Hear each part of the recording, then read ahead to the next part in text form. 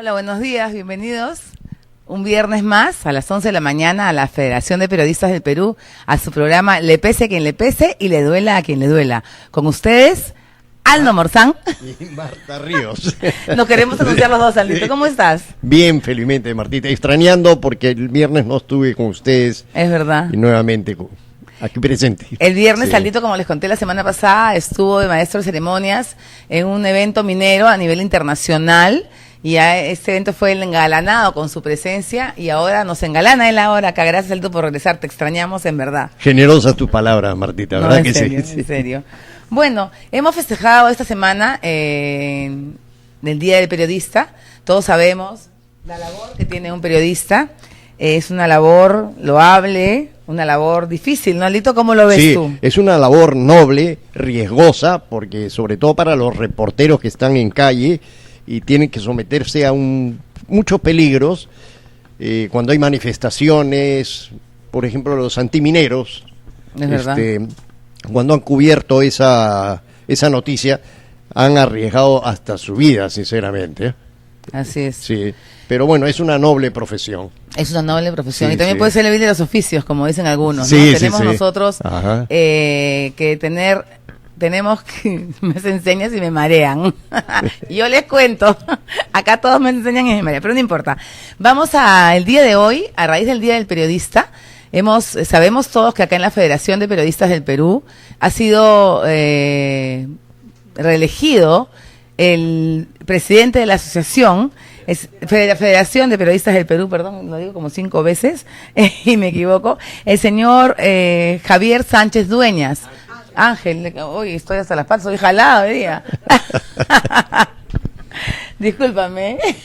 El señor Javier Javier Sánchez Dueñas. Ángel. ¿Por qué le cambió de nombre yo? No sé, porque ¿quién será Javier? Bueno, Ángel Sánchez Dueñas, ahora sí, quien es el presidente de la Federación de Periodistas del Perú, y el señor Juan Suárez Moncada, que es el presidente del Centro Federado de Lima, recientemente electos la semana pasada, a quien les queremos dar la cordial bienvenida el día de hoy. Muchísimas gracias, Ángel y Juan, por acompañarnos. Muchas gracias, Marta y Aldo, por esta accidentada presentación. Señor... No tenemos micro. Allá. Muchas gracias por la invitación a tu programa, Marta, Aldo, y bueno, estamos a disposición de lo que ustedes nos indiquen, ¿no? Señor Ángel Sánchez, una pregunta. ¿Cuántos años tiene usted en la profesión? Bueno, en la profesión tengo más de 30 años, exactamente desde el año 78 aproximadamente. ¿Y por qué se inclinó usted a esta profesión? ¿Le gustaba desde muy joven, desde muy niño?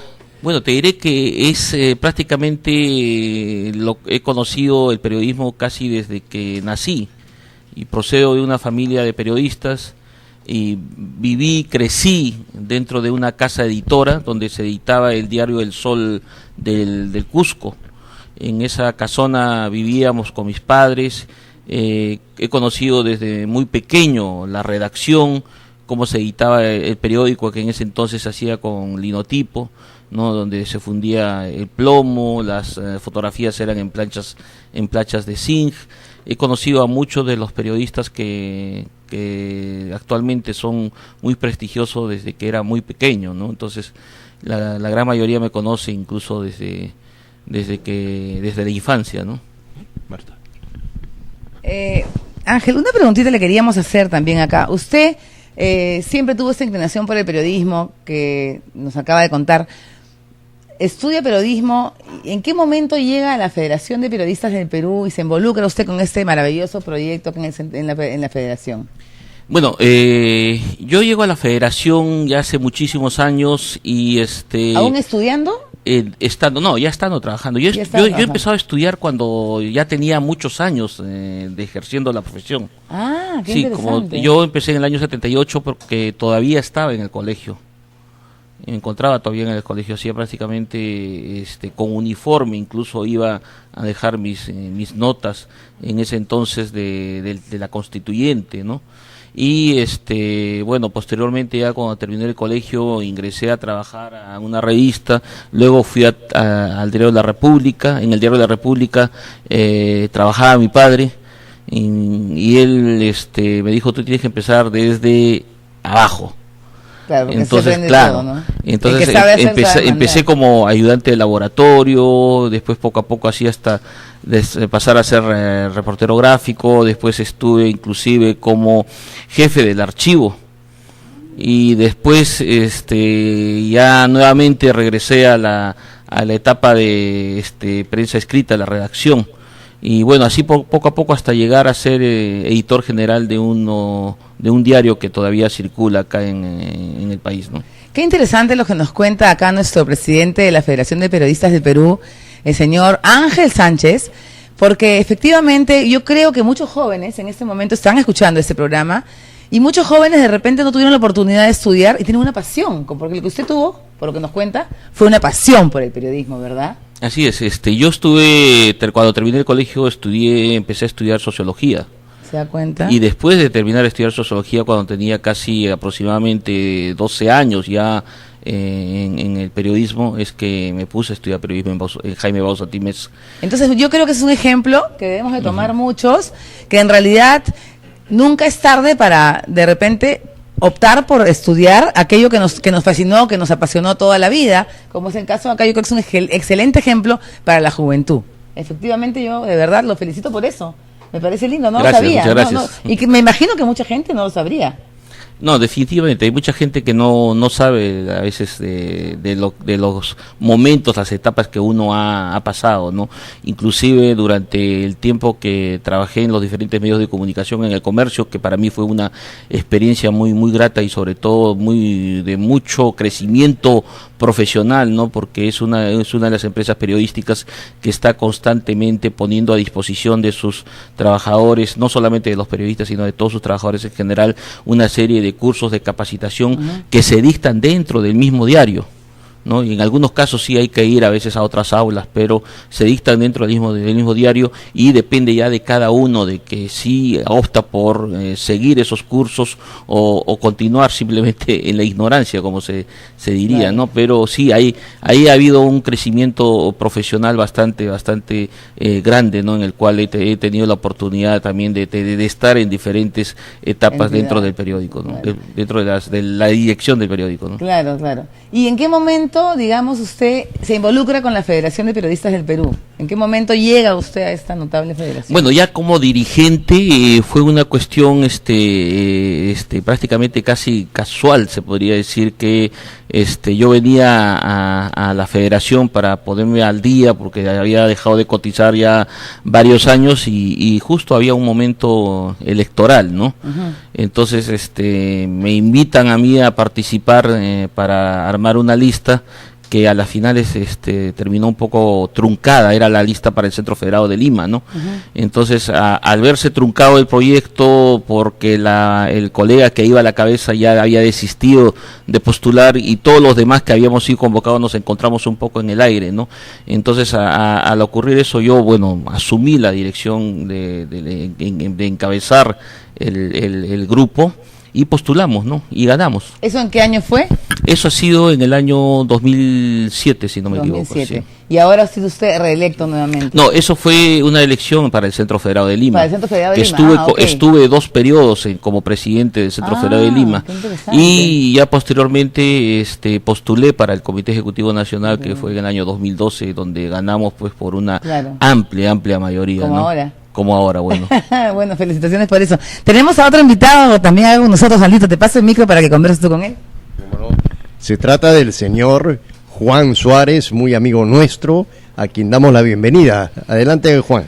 Aldo, bueno, para mí es un honor y estar aquí compartiendo contigo, con Marta, amigos de muchos años, y a quienes he visto pues trabajar duro, especialmente a Marta, que se volcó en favor de sus oyentes, en una experiencia radial hermosa.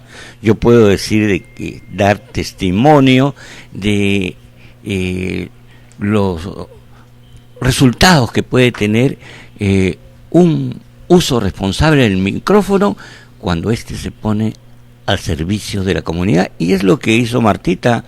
Marta estuvo en una labor permanente de 5 años, me parece, 7 años, en los que se convirtió a su programa en el más sintonizado de su localidad. Y pues y bueno, las entrevistas que hacía y los informes que hacía incomodaban de sobremanera a las malas autoridades. Y es que el periodismo tiene que ser así, fiel a la verdad, como es, cueste. Después que le pese, que le duela, que le duela. Así es, eso. Señor Suárez, sí. ¿De dónde egresó usted o es un periodista práctico? Bueno, yo egresé de la Asociación de Periodistas Escolares del Callao, cuando me encargaron la co-conducción el año 1965 de La Voz del Periodista Escolar. Me preparó un sacerdote que era nuestro asesor, el asesor de la APEC, y él era un salesiano, Alejandro Kusianovich, experto en educación, lo considero uno de los genios en el tema de educación, y le decíamos Chito. El Chito Kusianovich nos preparó para que él, como sociólogo, veamos un poco más allá en la noticia, y eso es lo que hicimos en La Voz del Periodista Escolar el año 65. El año 69 tuve un programa así ocasionalmente con Beatriz Ramaciotti a 2 voces en Radio El Sol. Ese año también. ¿En qué año, perdón, en Radio El Sol? 68, ya. 69.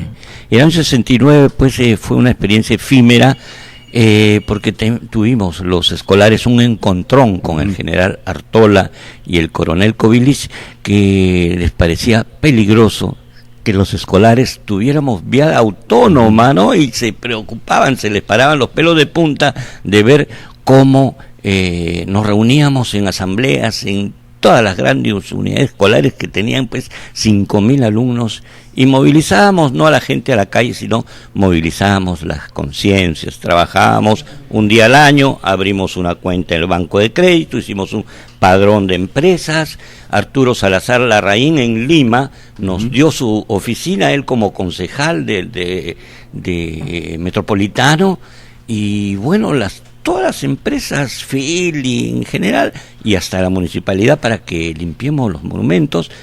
Recaudamos 1 millón de soles. Primero fue menos, en la primera jornada estudiantil del año 67, arreglamos lo que era todos los ductos, los canales de regadío de la comunidad de Pirca en Guaral. El año 69 hicimos un colegio en Comas con 1 millón de soles, y cuando nos disponíamos a hacer la tercera jornada estudiantil, pues prohibieron la jornada.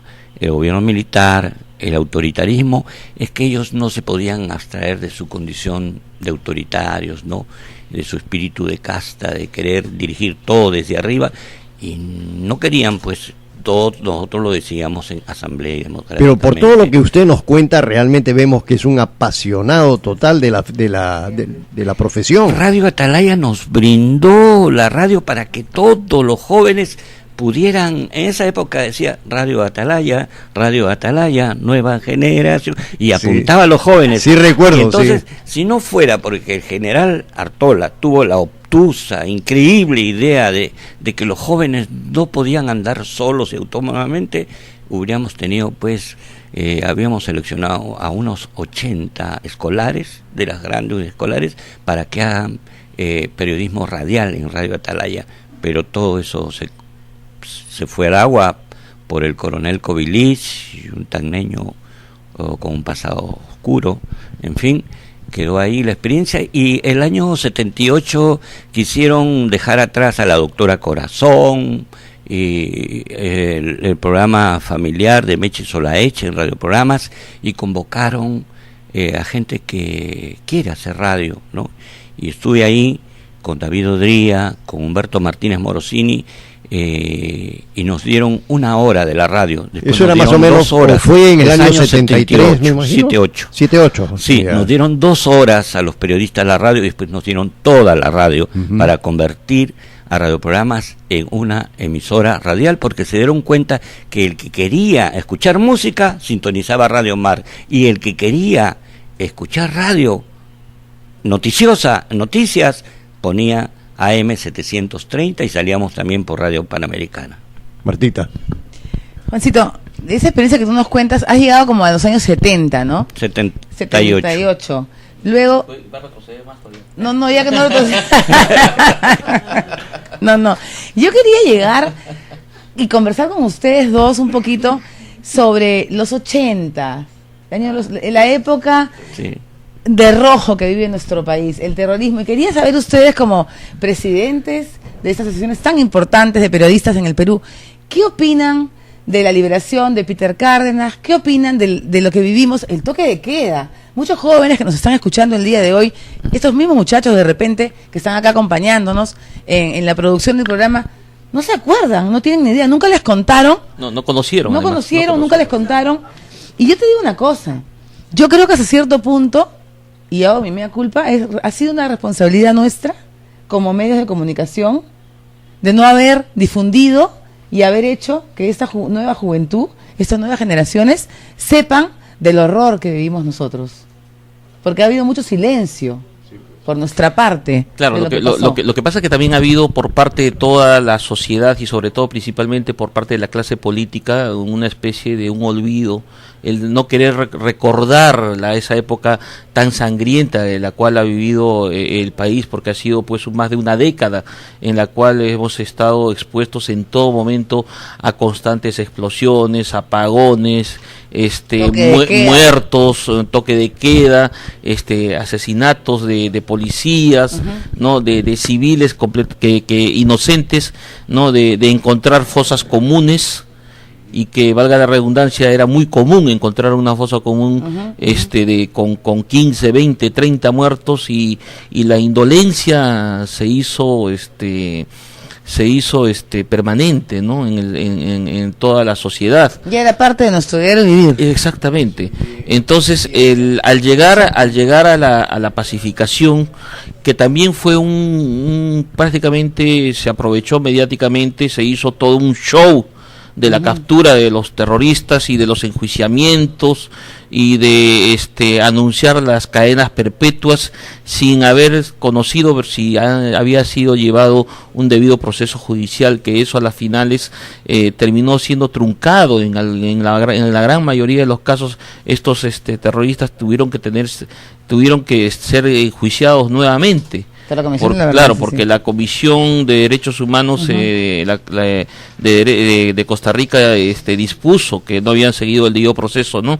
Y que esto ha terminado pues justamente que la cadena perpetua que le pusieran a Peter Cárdenas fuera revertida y que se le tenga que poner una pena máxima 25 años. De 30 años, ¿no? Ya los cumplió. 30 años que ya los cumplió, ya salió. Exacto. Ya salió, ¿no? Entonces él ha salido y no ha pagado la reparación civil que no sé exactamente cuánto es lo que le corresponde, pero creo que no ha pagado absolutamente ni un solo sol, que eso es una burla para el país, es una burla para la sociedad, que eso debería estar sancionado y penalizado, que mientras no cumpla con pagar su pena tendría que seguir extendiéndose, ¿no? Porque esa es una responsabilidad. Imagínense que no solamente por los millones de soles de pérdidas que ha causado esa violencia, sino principalmente por la cantidad de muertos que ha habido. Exacto. De civiles, de personas completamente inocentes, poblaciones que no tenían absolutamente nada que ver y se encontraban en medio de los dos flancos, ¿no? En que si apoyaban a la policía, venían estos terroristas y se ensañaban con esa población, y por otro lado la ausencia de la autoridad y dejar en el desamparo a a esta población, había pues una incertidumbre, ¿no? Que esto ha terminado. Yo creo que acá la sociedad en general tiene que rechazar. Si bien las leyes lamentablemente son complacientes, porque son complacientes para este tipo de personajes que, a pesar de haber cumplido su pena judicial, no han cumplido todavía realmente con la pena social que tienen con el país y con van a seguir saliendo más.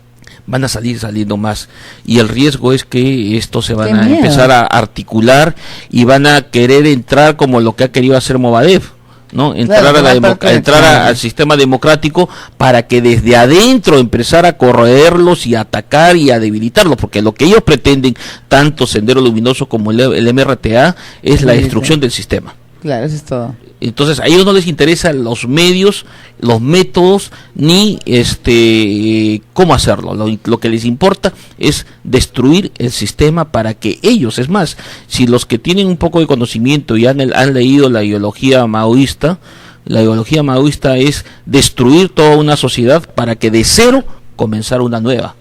Una nueva que no esté contaminada según lo que ellos profesan, ¿no? Entonces ese es un riesgo realmente en el cual estamos expuestos actualmente, ¿no? Bueno, nosotros le agradecemos a ambos su presencia. Vamos a tener que ir a una pequeña pausa comercial y regresamos en un momentito. No se muevan, ya volvemos. Nuevamente con el programa Le pese a quien le pese y le duela a quien le duela. Seguimos entrevistando el día de hoy al señor Ángel Sánchez, presidente de la Federación de Periodistas del Perú, y al señor Juan Suárez Moncada, presidente del Centro Federado de Lima, quienes han sido reelectos recientemente. El día de hoy, estábamos hablando hace un rato que había sido el Día del Periodista, ayer, y estábamos comentando sobre un evento que hubo en el Congreso ahora en el corte comercial, sobre este tema del periodismo y lo que piensa el periodista en cuanto a la televisión, en cuanto a lo que viven los medios el día de hoy. Es que hemos tenido una pequeña entrevista con el presidente del Congreso, Luis Iberico, quien también, como ustedes saben, él es periodista de profesión. Así que yo le voy a pedir acá a dirección en cámaras que por favor nos ponga el audio de la entrevista del día de ayer que brevemente nos concediera el presidente del Congreso, Luis Iberico, a quien desde ya le agradecemos por la gentileza. Mi saludo a este programa, pese a quien le pese y duela a quien le duela. Felicitaciones por este programa online y que tenga mucho éxito. Viva la libertad de expresión. Yo creo que el Congreso se va a preocupar por lo que se exhibe en televisión actualmente. Bueno, tenemos que mirar eso. Hay leyes al respecto. No pretendemos controlar contenidos, pero sí temas como el horario de protección al menor, por ejemplo, es algo que nos tiene que preocupar muchísimo. Y los mismos noticieros de pura sangre, no hay otro tipo de información. Lamentablemente parece que eso vende más y por lo tanto cada mañana yo esto parece la película Carrie. Amanecemos con un balde de sangre encima, porque eso es lo que nos dan los noticieros. Y no todo es sangre en nuestro país. Y ahora tengo que ir a sesionar. Gracias, Meti. Gracias. Bueno, sí, llegaron a escucharlo, pero más o menos lo que nos dice el presidente del Congreso, que a mí me impresionó mucho, fueron sus palabras finales. Primero, agradecerle por el saludo y los buenos augurios que nos desea el programa. Y luego, mencionar lo que él dice: amanecemos todas las mañanas con un baño de sangre. ¿Qué te parece eso, Aldito? Le doy la razón al doctor Iberico, porque realmente ha dicho algo muy cierto. Dormimos con noticieros que son unos baños de sangre y amanecemos con las mismas noticias, porque en la noche no pasa nada. Pero ¿qué ocurre? ¿Cree usted, señor Sánchez, hay noticias positivas? Bueno, hay dos canales, uno por cable y otro canal de señal abierta, que son muy mesurados en tratar las noticias que son sangrientas, ¿no? Sin embargo, hay otros canales que sí permiten ver noticias positivas y que las hay, pero no las divulgan. No sé, ¿qué opinión le merece, señor Sánchez? Yo creo que en este tema tenemos que analizar un poco cómo es que ha habido un cambio no solamente en la televisión y en la radio, sino también en los medios escritos, ¿no? Comparando el tratamiento de la información en la década de los 80 hasta después, cuando hemos entrado a la década del 90, que cambió prácticamente todo, se invirtió por completo, fue 180 grados que giró la información. Si recordamos, antes los noticieros comenzaban su programación con los titulares de política. Así es. Se seguía con los temas de locales y se continuaba con policiales, deportes, y el tema de espectáculos era muy mínimo, escaso, casi unos, diríamos, de 1 minuto a 1 minuto y medio como máximo, y era solamente con respecto a los anuncios de los espectáculos, más no se metían en la vida íntima de los artistas. Entonces ahora está a la inversa.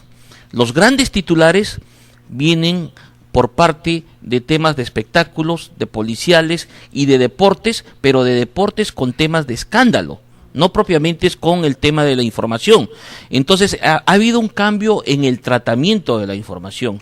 Y en ese aspecto yo creo que tenemos que tener un análisis bien profundo, no solamente los periodistas, sino también los propietarios de los medios de comunicación, porque en ese sentido se está haciendo un gran daño a la sociedad y sobre todo se está haciendo un gran cambio y debilitamiento de las fortalezas morales que debe tener el país. Pero debemos recordar algo muy importante. Y recordarle de repente al presidente del Congreso de la República, porque él trabajó en un canal de televisión que era Canal 2 y que era un canal prácticamente netamente de información policial, ¿no? Y él ha sido no solamente conductor no solamente reportero, sino conductor, y llegó a ser también director él pasó a trabajar a Canal 9 como director de prensa. Claro. Sí. Entonces el tratamiento que ellos también le han dado ha sido un poco queriendo satisfacer el rating de alcanzar mayores índices de audiencia, para que esto a su vez tenga un rédito económico con el tema de la publicidad. Yo creo que en ese aspecto los medios de comunicación, tanto los radiales como los televisivos, tienen que un poquito hacer un divorcio en ese sentido, de priorizar cuál es lo que le conviene a la sociedad y no lo que le convenga a su empresa periodística, ¿no? Totalmente de acuerdo con usted, Ángel.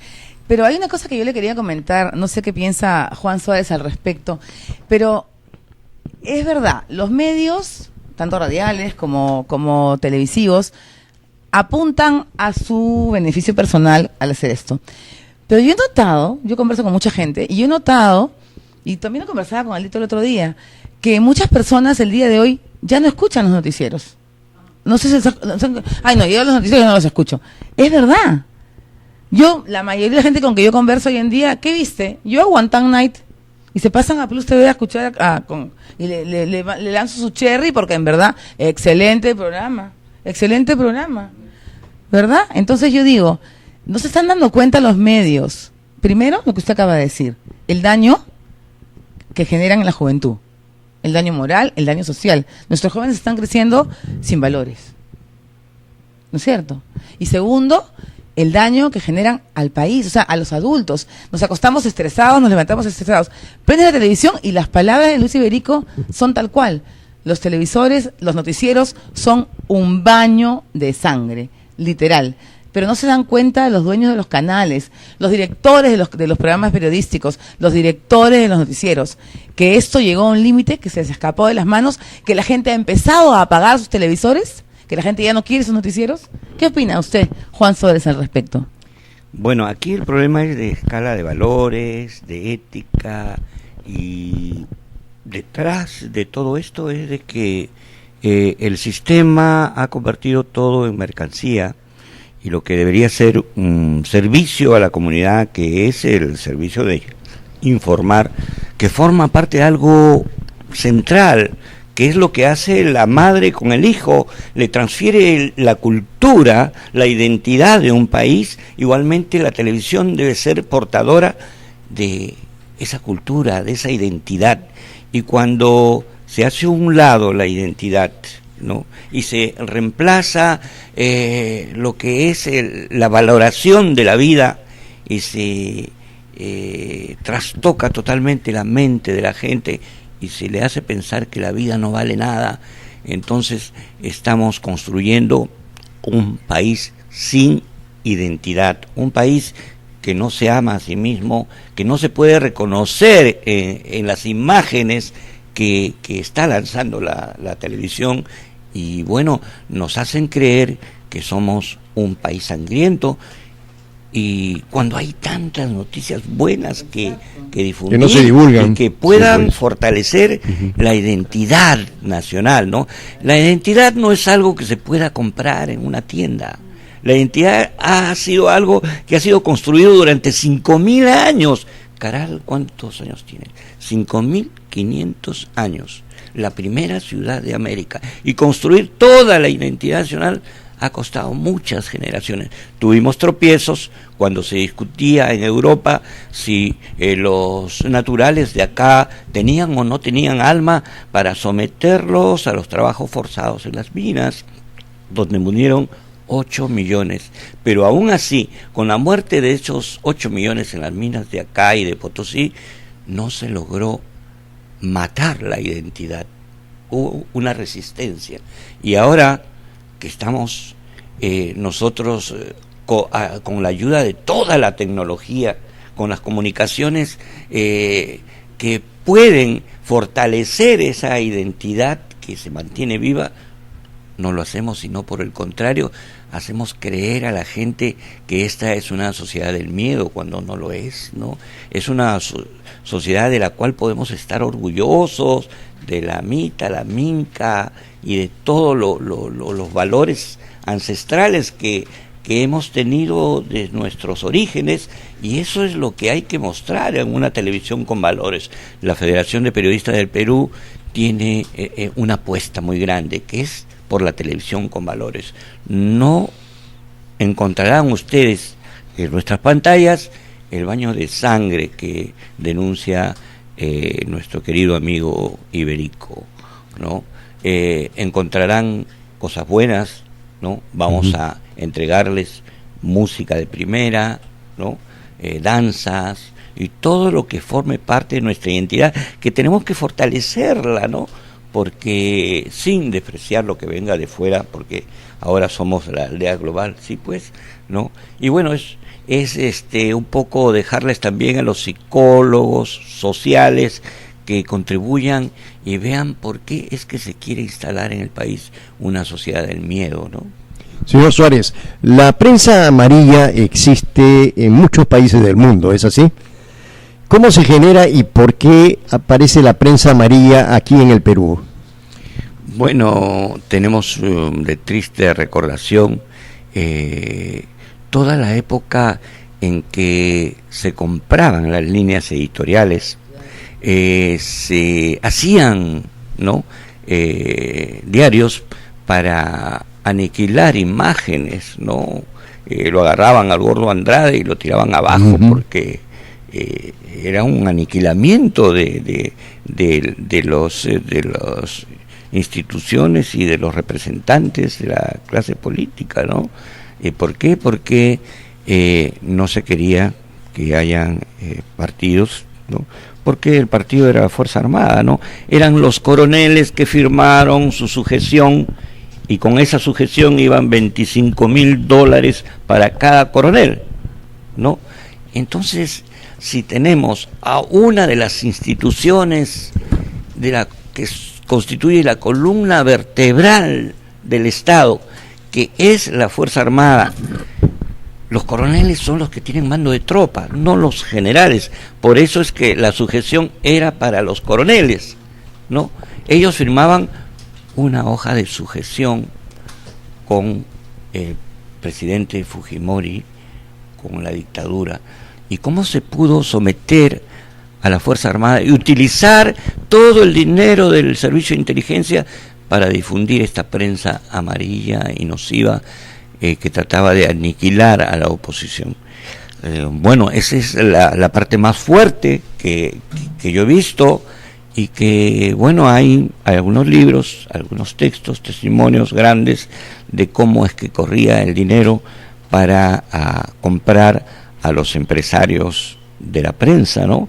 Y pasaban algunos por el saloncito del CIN, ¿no? Y bueno, es algo que no debe volver a ocurrir, ¿no?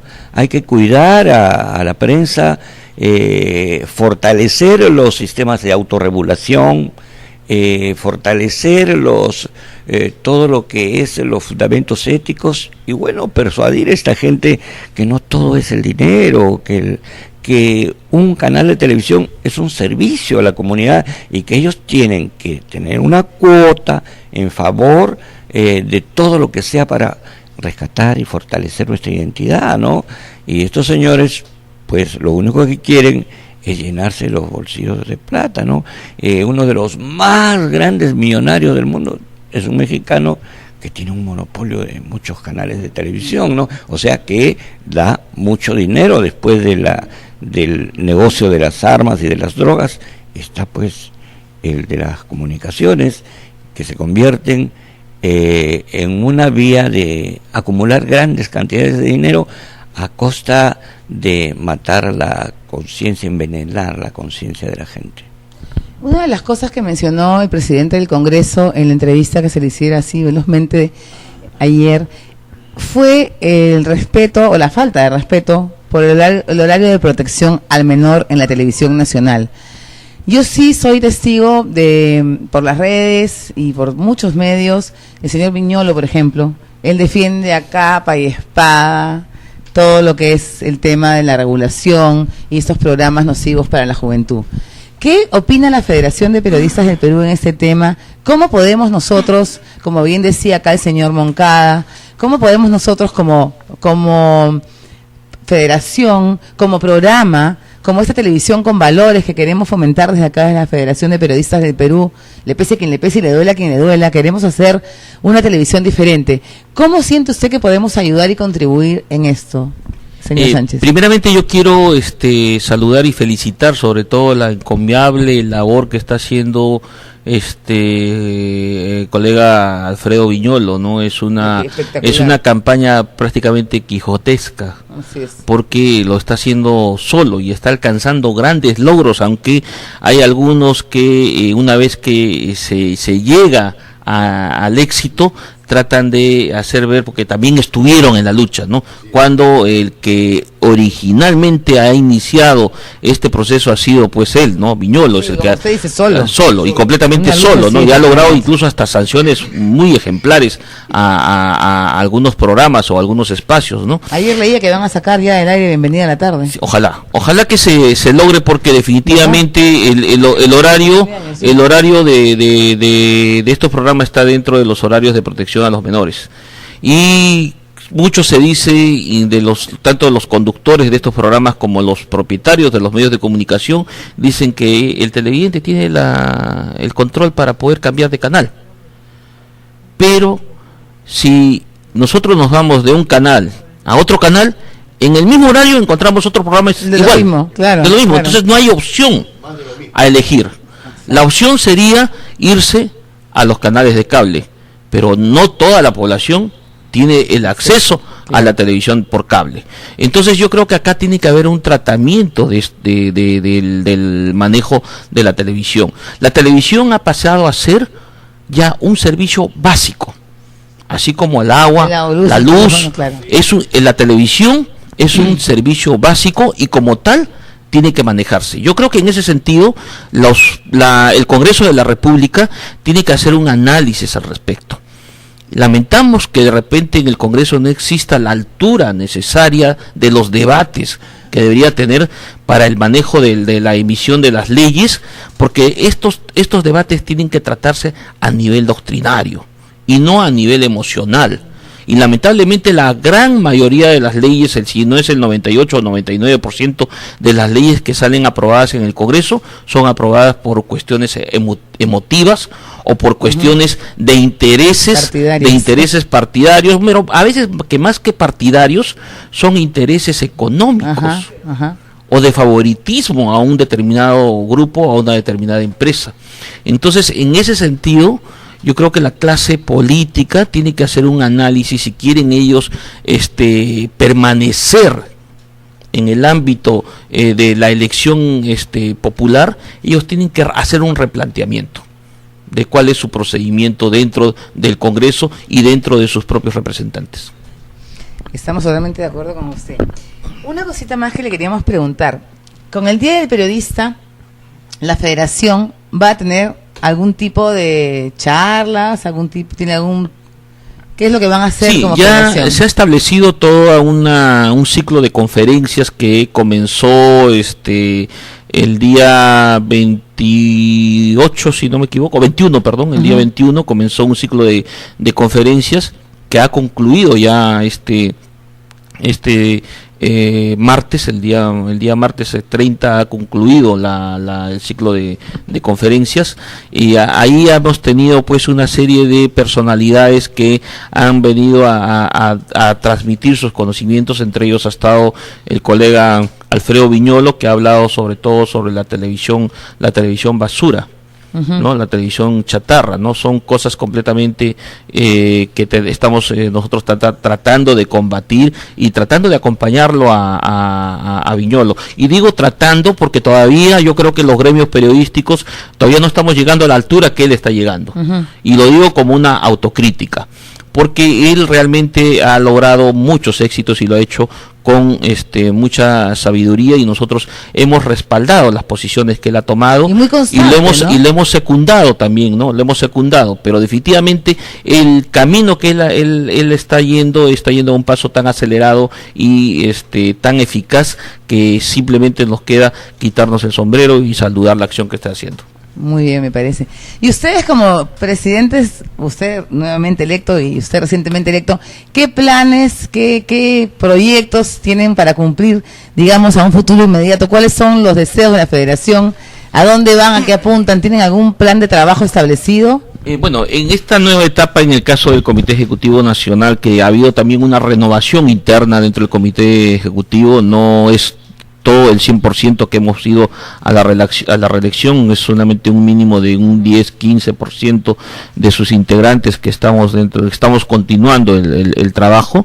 Es una etapa de consolidación de los logros alcanzados, y es una etapa de avanzar más. Creo que nosotros mismos nos hemos puesto una valla bastante alta, y hay un compromiso porque hay una renovación de confianza de las bases, y esa renovación de la confianza de las bases no pueden ser defraudadas. Pero sí hay varios puntos importantes en los cuales creo que son los ejes en los cuales nosotros tenemos que manejarlo. Uno de los principales es ya el establecimiento de los planes de acción y de los planes de lucha de la federación. La posición que tiene que tomar la federación con respecto a los acontecimientos, no solamente nacionales, y tampoco a los intereses de los periodistas, porque tenemos que nosotros establecer ya claramente de empezar a arrancar o de empezar a deslizar proyectos de leyes que favorezcan a los periodistas. Esas leyes que han sido revertidas en la década del 90, tenemos que ver la forma, no de restituirlas, porque es muy difícil restituirlas, pero sí de volverlas a plantear con un nuevo proyecto.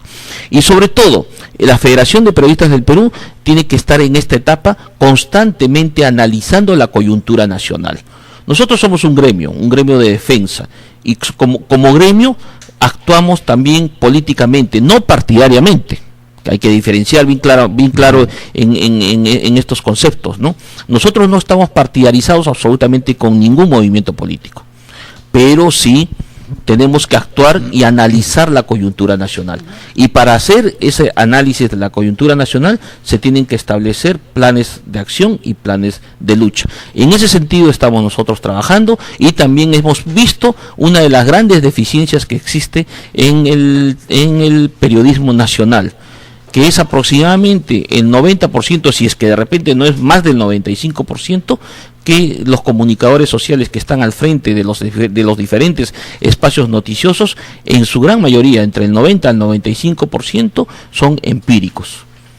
Y como empíricos muchas veces no conocen las herramientas comunicacionales, y no conocen el tratamiento adecuado que se le debe dar a la información.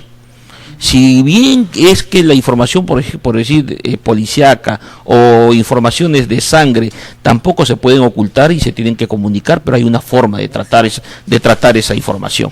Y en ese sentido nosotros estamos abocados en este periodo en ver la forma de, mediante ya sea una ley o convenios con algunas universidades, de lograr la profesionalización de los periodistas prácticos. ¿Y esto con qué fin? Con el fin de que mediante también una ley que estamos nosotros trabajando en este proyecto para presentarlo y que lo haga suyo alguno de los congresistas, hacer un corte. ¿Un corte para qué? Para que en adelante solamente se encuentren en los espacios informativos y noticiosos profesionales en el campo del periodismo. No solamente de las ciencias de la comunicación, porque la ciencia de la comunicación es un tema muy amplio en el cual hay especialidad en marketing, relaciones públicas, publicidad. Pero los espacios noticiosos tienen que estar manejados por periodistas que conozcan realmente cómo se hace el tratamiento y el contraste y de certificar la veracidad de la información. Porque muchas veces vemos que en algunos espacios informativos salen trascendidos como si fueran noticias reales. Y los trascendidos sabemos muy bien que pueden ser verdaderos o pueden ser falsos. Señor Sánchez, ¿se puede considerar al periodismo un poder frente a la sociedad? Yo creo que sí, definitivamente. El periodismo es un poder que puede ser incluso hasta letal si es que no es adecuadamente conducido, y puede dañar mucho a la sociedad cuando la información no es la adecuada. Y no es la adecuada en el sentido de que esta información no ha sido bien contrastada. Uh-huh. Porque muchas veces una información que no ha completado su ciclo de investigación puede terminar dañando o a una persona o a toda una comunidad. Bueno, yo de verdad quería agradecerles por la entrevista del día de hoy. Ha sido un placer tenernos en el programa. Juancito, ¿algo más que quieras agregar antes de despedirnos? Bueno, a mí me toca presidir el Centro Federado de Lima en circunstancias muy especiales, porque es justamente cuando va a haber un festival de promesas electorales, ¿no? Esa es la peor parte. Y la verdad es de que no hay nada que indique que este festival de promesas electorales vaya a ser diferente que los anteriores festivales de promesas electorales, donde los candidatos que fueron elegidos se esmeraron en poner la mayor distancia posible entre sus palabras y la realidad. No cumplieron con sus promesas. Entonces los candidatos irán donde trabajadores, comuneros, irán a todas partes y suscribirán actas de compromiso en las que se comprometen. Entonces el periodismo tiene que estar ahí. Bueno, puede certificar que en efecto el candidato se compromete, pero es que el compromiso, la palabra, han perdido valor en el Perú. Entonces, hay que sensibilizar a la opinión pública, porque esto lo pueden hacer fácilmente los candidatos, ¿no? Engañar a sus electores, porque hay una débil opinión pública. La opinión pública está secuestrada por la concentración de medios. Entonces hay que hacer una serie de mesas redondas para sensibilizar a la comunidad y al periodismo respecto a lo que debe ser realmente la persona que se pone al frente para hacer un manejo de la cosa pública. El manejo de la cosa pública ahora es el modo corrupto, ¿no? Así es. Es decir, que si yo gano una concesión, tengo que dar un 25%, un 10% para acceder a eso. Entonces, esa corrupción, esa gran corrupción, se invisibiliza con, poniendo por todo lo alto campañas como que chapa tu choro, ¿no? Entonces al ladrón de gallinas pues vamos a agarrar, pero ¿quién agarra a los mandatarios, a los ministros? A los verdaderos ladrones. A aquellos que convierten en una tienda a los ministerios para flexibilizar las normas que obligan a respetar el cuidado de la vida, del agua, del medio ambiente, ¿no? Nadie. ¿Por qué? Porque no hay una opinión pública. Entonces, para que no les sea tan fácil, el Centro Federado de Periodistas de Lima y la Federación de Periodistas del Perú tiene que sensibilizar a la población y ayudar a que, se fortalezca esta opinión pública, porque después de todo los periodistas somos los que estamos más directamente cercanos a la realidad, y nuestro compromiso es con la verdad. Así es. ¿No? Rescatar el valor de la palabra, proveer de la noticia cierta a la comunidad y fortalecer esta opinión pública secuestrada ahora por la concentración de medios, que es tema para otro programa. Para otro programa, que no dudaremos en invitarlos nuevamente. Muchísimas gracias por habernos acompañado, señor Suárez. Señor Sánchez, muchísimas gracias, ha sido un placer tenerlos en el programa. Les deseamos el mejor de los éxitos en estas nuevas metas, en nuevos retos que tienen ustedes como presidentes de sus instituciones. Muchísimas gracias por haber estado con nosotros el día de hoy. Muchas gracias, Marta, muchas gracias, Aldo, y espero que nuestros comentarios hayan sido de el alcance que ustedes estaban esperando, y aunque de repente a muchos no les haya gustado, pese a quien le pese y duela a quien le duela.